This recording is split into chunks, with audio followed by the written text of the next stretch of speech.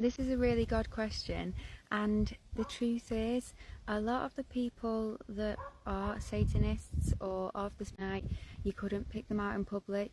There are some kind of like well-known faces. They exist within the royal families, they exist within politicians, they exist within celebrities, Hollywood, like a lot of people in power involved, and even like down to the point where like police and the different government agencies and the armies and everything, like, and then just the everyday person, even people who work at schools, who work at child care facilities. Like, it's crazy how much they had infiltrated all these different areas in order to keep themselves in power, because there was always someone who could get them out of being in trouble and who can basically pull the strings to keep them in power and keep those who try to speak out silenced. So the other thing is, they're the ones that are open about being of the site, but there's a lot of people who don't even realise they're working for the site.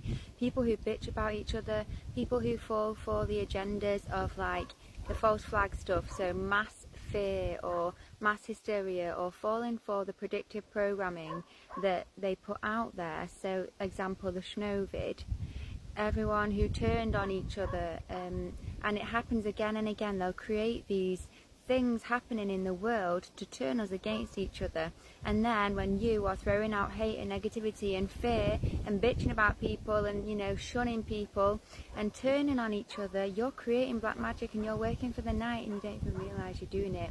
So there's a lot of people who accidentally work for the night and don't realise, and then there's those who actually openly work for the night, who will actually try and put it out there as a way of showing you that they work for the night.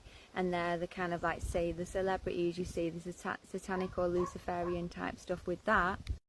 One of the best ways you can tell is looking out for the symbolism, because the ones who are open about it will show different symbols, and then you'll be able to tell. Like wearing, say, red bottom shoes, they might hold certain hand gestures, where like do certain, like, say, hands, one hand over one eye and things like that. There's different symbolism that they do to show you that they worship the night. But for the everyday person, you're really just going to have to be able to learn how to read energy. So when you are walking on the street, you can basically read people's energy and suss out yourself whether they are of the light or night.